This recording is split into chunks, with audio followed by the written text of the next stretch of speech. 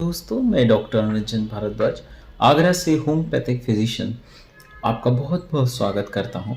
आज का जो टॉपिक है, आज हम मेनोपॉज के बारे में बात करेंगे कि मेनोपॉज क्या है, मेनोपॉज से बॉडी के अंदर क्या क्या चेंजेस देखने को मिलते हैं, फीमेल्स के अंदर उनको क्या क्या चीज़ें सफ़र करनी पड़ती हैं, कितनी सारी प्रॉब्लम्स उनको उठानी पड़ती हैं। लेमन लैंग्वेज में देखें तो बहुत सारे लोगों को नहीं पता कि मेनोपॉज क्या है, मेनोपॉज के बाद जो चेंजेस आते हैं, जो प्रॉब्लम्स आती हैं, जो सिम्टम्स आते हैं, उनके बारे में लोगों को नहीं पता है। तो इसलिए मैंने आज सोचा कि ये टॉपिक जो है उठाया जाए और ज़्यादा से ज़्यादा लोगों को इसके बारे में बताया जाए, जिससे कि ज़्यादा से ज़्यादा लोगों को पता चले और इसका ट्रीटमेंट लें। इसमें होम्योपैथिक में बहुत अच्छा ट्रीटमेंट है इसका, मेनोपॉज से जो होने वाली प्रॉब्लम्स है और मेनोपॉज से जो होने वाले जो सिम्टम्स जो प्रोड्यूस होते हैं, जो पैदा होते हैं, उनको नॉर्मल करने के लिए और उनको सही करने के लिए आप होम्योपैथिक मेडिसिन का सहारा ले सकते हो। और बहुत ही अच्छी और बहुत ही इफ़ेक्टिव मेडिसिन हैं। उसके बारे में मैं आपको लास्ट में बताऊंगा। पहले हम बताएंगे आपको कि मेनोपॉज क्या है और मेनोपॉज से क्या सिम्टम्स देखने को मिलते हैं। मेनोपॉज जो होता है मोस्टली बिटवीन जो एज होती है 45 टू 50 ईयर्स के बीच में वेरी करता है। कुछ केसेस में ऐसा भी होता है कि मोर देन 50 ईयर्स के बाद भी जो है मेनोपॉज 51-52 तक रहता है। कुछ केसेस में जो है 45 से पहले भी बंद हो जाता है, जैसे कि 41, 42, 43 की एज में। अर्ली स्टेज में अगर किसी को मेनोपॉज होता है तो वो मोस्टली जो होता है सर्जिकल केसेस में देखने को मिलता है। जैसे कि अगर किसी को ओवरी में गांठ हुई या सिस्ट हुई तो उसकी वजह से उसने ऑपरेशन कराया, या फिर बच्चेदानी इसको निकालनी पड़ी, बच्चेदानी में कोई सिस्ट फॉर्मेशन या फाइब्रॉइड का फॉर्मेशन हो गया तो उसकी वजह से उनको ऑपरेशन करना पड़ा, तो जिसकी वजह से जो है मेनोपॉजल सिम्टम्स अराइज हो गए और पेशेंट को बॉडी के अंदर चेंजेस देखने को मिला, हॉट फ्लशेस देखने को मिला। ये तो हो गए हमारे अर्ली स्टेजेस में। बट मोस्टली जो होता है 45 टू 50 ईयर्स के बीच में ही जो है मेनोपॉजल सिम्टम्स देखने को मिलते हैं। तो इसकी वजह से क्या होता है कि जो फीमेल्स के अंदर जो हार्मोन्स होते हैं, इसमें सबसे ज़्यादा जो अहम रोल निभाता है वो है एस्ट्रोजन हार्मोन। जब एस्ट्रोजन हार्मोन जो है 40 ईयर्स के बाद से धीरे धीरे जो है डाउन होने लगता है, तो धीरे धीरे जब डाउन होने लगता है तो इसमें जो प्रेगनेंसी के चांसेस होते हैं वो कम होने लगते हैं, इनफर्टिलिटी के चांसेस ज़्यादा देखने को मिलते हैं, या फर्टिलिटी जिसको बोलते हैं कि प्रेगनेंसी के चांसेस जो है कम होने लगते हैं, क्योंकि एस्ट्रोजन हार्मोन की डेफिशिएंसी होने लगती है।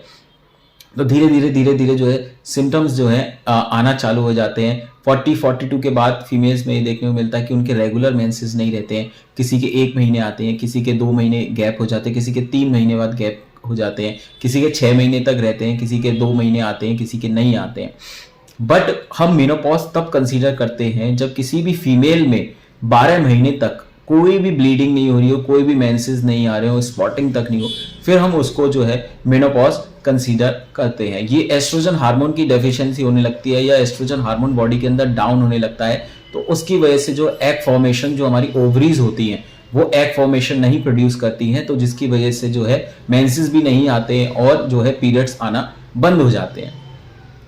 हालांकि इससे फीमेल्स में बहुत चेंजेस देखने को मिले हैं, तो आज हम उन्हीं टॉपिक्स पे बात करते हैं। तो पहला जो सिम्टम है, सबसे पहला जो सिम्टम जो फीमेल्स बताती हैं कि डॉक्टर साहब हमारे बाल झड़ रहे हैं, हेयर फॉल हो रहा है, बहुत ज़्यादा हमको दिक्कत हो रही है, बाल झड़ रहे हैं, हम कॉम कर रहे हैं तो हमारे बाल झड़ रहे हैं। पहला सिम्टम तो ये हो गया। दूसरा सिम्टम होता है इंसोम्निया। इंसोम्निया मतलब होता है कि पेशेंट को जो है रातों में नींद नहीं आती है, इंसोम्निया उसको बोलते हैं, रात को नींद नहीं आती है। और इसका ही एक पार्ट होता है, इसमें पेशेंट को रेस्टलेसनेस रहती है, एंजाइटी रहती है, घबराहट रहती है। मोस्टली ऐसी फीमेल्स को जो है रात में प्रॉब्लम ज़्यादा देखने को मिलती है, जो कि मेनोपॉजल सिम्टम्स होते हैं। तीसरा सिम्टम जो इसमें होता है लॉस ऑफ लिबिडो।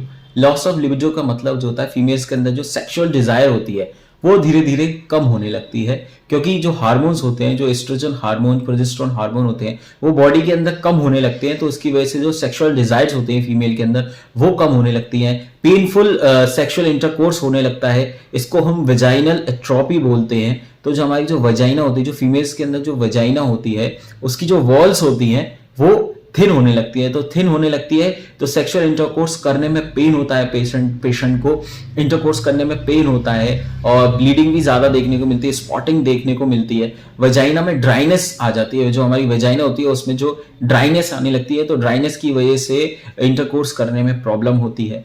चौथा सिम्टम जो है पेशेंट के जो है मूड स्विंग्स देखने को मिलते हैं, बहुत ज़्यादा मूड स्विंग्स देखने को मिलते हैं। कभी पेशेंट बोलेगी डॉक्टर साहब मेरे को बहुत रोना आता है, कभी पेशेंट बोलेगी कि मेरे को बहुत ज़्यादा गुस्सा आता है। तो ये सारे जो है मेनोपॉजल सिम्टम्स की वजह से ही देखने को मिलते हैं। बाकी जो सिम्टम है, छठा सिम्टम जो है कमजोरी रहती है पेशेंट के अंदर, वीकनेस बहुत रहती है, पेशेंट को एकदम लिथार्जिकनेस सी लगती है, कोई भी काम करने का मन नहीं करता, उसका किसी भी चीज में इच्छा नहीं करती है, बस मन करता है लेटे रहो, एकदम बॉडी के अंदर वो इतनी ज्यादा वीकनेस फील करती है। सातवां सिम्टम होता है पिगमेंटेशन। चेहरे पे आप देखते होंगे कि लोगों की जैसी मेनोपॉजल सिम्टम्स आने लगते हैं तो चेहरे पे झाइयां सी होने लगती हैं, ब्लैक ब्लैक से स्पॉट्स होने लगते हैं। पिगमेंटेशन जिसको हम हाइपर पिगमेंटेशन बोलते हैं। तो हार्मोनल इम्बैलेंस की वजह से फेस पे हमारे पिगमेंटेशन देखने को मिलता है फीमेल्स के अंदर, जिसको हम हाइपर पिगमेंटेशन बोलते हैं। उसके बाद जो है आठवां सिम्टम हो गया लैक ऑफ कंसंट्रेशन। जो पेशेंट का जो कंसंट्रेशन होता है वो काफ़ी वीक हो जाता है। ये हो गया माइंड का सिम्टम। और साथ ही साथ माइंड में क्या क्या सिम्टम देखने को मिलते हैं कि पेशेंट बहुत ज़्यादा रेस्टलेस रहता है, डिप्रेशन में रहता है। मतलब पेशेंट बोलेगा मेरा किसी चीज़ में मन नहीं लग रहा, थोड़ा डिप्रेस्ड पेशेंट रहता है। और मूड स्विंग्स देखने को मिलते हैं, डिप्रेस रहता है, एंजाइटी देखने को मिलती है। मॉर्निंग में जो पेशेंट उठता है तो उसको एंजाइटी होती है बहुत ज़्यादा, और उसको जो ड्रीम्स भी आते हैं बहुत अच्छे ड्रीम्स नहीं आते हैं, और स्लीपिंग पैटर्न उसका डिस्टर्ब हो जाता है, जिसकी वजह से। नौवां सिम्टम जो है मोस्टली फीमेल्स में देखने को मिलता है वेट गेन। मतलब फीमेल्स ये बोलती है डॉक्टर साहब हम तो पूरे दिन में मुश्किल से 2 रोटी दोपहर में और 2 रोटी शाम को खाते हैं, फिर भी हमारा वेट बढ़ रहा है। तो वेट गेन जो है इसका नौवां सिम्टम है, बहुत ही इंपॉर्टेंट और मोस्ट इंपॉर्टेंट सिम्टम है वेट गेन होना। वेट गेन होना एक बहुत ही इंपॉर्टेंट सिम्टम है। 10वां सिम्टम देखने को मिलता है इसके अंदर ऑस्टियोपोरोसिस, जिसको हम बोलते हैं कि बॉडी के अंदर जो कैल्शियम की डेफिशिएंसी हो जाती है। तो जब कैल्शियम की डेफिशिएंसी होने लगती है तो फीमेल्स में joint pain, muscular pain, body में पेन देखने को मिलता है। तो ये कुछ 10 सिम्टम थे मोस्ट इम्पॉर्टेंट। ऐसे तो बहुत सारे सिम्टम्स हैं, बट ये 10 मोस्ट इम्पॉर्टेंट सिम्टम्स हैं जो कि मेनोपॉज के टाइम पे फीमेल्स में देखने को मिलते हैं। अब हम बात करेंगे कुछ जो बहुत ही अच्छी है, जो हम अपनी प्रैक्टिस में देखते हैं कि जो वेल सेलेक्टेड होम्योपैथिक मेडिसिन है मेनोपॉज में, जिसको आप लेंगे तो आपको काफ़ी बॉडी के अंदर चेंजेस देखने को मिलेगा। और विदिन वीक जो है बॉडी के अंदर जो है आप जो फीमेल्स हैं वो उनको काफ़ी अच्छा और बहुत ही बेटर फील देखने को मिलेगा। तो सबसे पहली मेडिसिन है, अगर किसी पेशेंट को मॉर्निंग में एंजाइटी होती है बहुत ज़्यादा, सुबह उठते ही उसको जो एंजाइटी होती है और जी घबराता है, बेचैनी सी होती है, फियर ऑफ डेथ, उसको बुरे बुरे सपने आते हैं, तो उसमें आप एकोनाइट नेपेलस 200 जो है इसको ले सकते हैं। खाली पेट जो है डेली दिन में 5 बूंद अपने जीभ पे डालें और खाली पेट लेनी है बस। उसके बाद जो सेकंड मेडिसिन जो है वो है सीपिया। सीपिया जो है इसको हमारे यहाँ वुमेंस रेमेडी भी बोलते हैं, और ये मोस्टली फीमेल्स की रेमेडी है। और चाहे फीमेल्स में कैसी भी प्रॉब्लम हो, चाहे सिस्टिक फॉर्मेशन हो, फाइब्रॉइड का फॉर्मेशन हो, और मेंसेस इरेगुलर रहते हो फीमेल्स में, तो उसमें आप सीपिया भी दे सकते हो। और साथ ही साथ ये जो सीपिया है ये मेनोपॉज के बाद बहुत ही अच्छी, बहुत ही इफ़ेक्टिव मेडिसिन है। ये आपके हॉट फ्लशेज़ में बहुत अच्छा काम करती है। हॉट फ्लशेज़, मूड स्विंग्स में बहुत अच्छा काम करती है, रेगुलर पीरियड्स में बहुत अच्छा काम करती है, और एंजाइटी डिप्रेशन में भी बहुत अच्छा काम करती है। सीपिया 200 जो है आप 5-5 बूंद दिन में 4 बार ले सकते हैं, आधे कप पानी में। आपको बहुत ही अच्छे और बहुत ही ट्रिमेंडस रिजल्ट देखने को मिलेगा। तीसरी मेडिसिन जो है सेंगुनेरिया भी बहुत ही अच्छी मेडिसिन है। ये मेनोपॉज के बाद जो प्रॉब्लम्स आती हैं उसको कंसीडर करने के लिए, और इसको भी आप सीपिया या सेंगुनेरिया दोनों में से कोई भी मेडिसिन ले सकते हैं, और दोनों का अपना मार्वलस रिजल्ट है और बहुत ही अच्छा, बहुत ही इफ़ेक्टिव मेडिसिन है। चौथी जो है मोस्ट इम्पॉर्टेंट मेडिसिन जो है वो है सल्फ़र।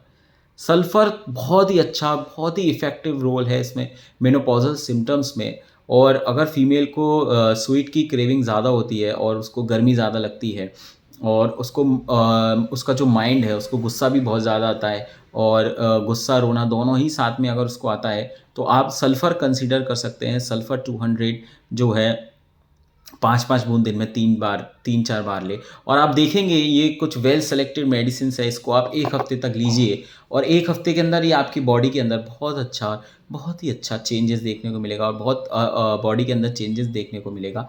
तो ये कुछ वेल सेलेक्टेड होम्योपैथिक मेडिसिन हैं। और साथ में और भी मेडिसिन रहती हैं होम्योपैथी में, बट ये 4-5 जो मेडिसिन मैंने आपको बताई मोस्ट इंपॉर्टेंट मेडिसिन हैं मेनोपॉजल सिम्टम्स में। और मेरे से कांटेक्ट करने के लिए नीचे दिए गए नंबर पे आप कॉल कर सकते हैं। आशा करता हूँ आपको ये वीडियो अच्छा लगा होगा। नमस्कार, बहुत बहुत धन्यवाद।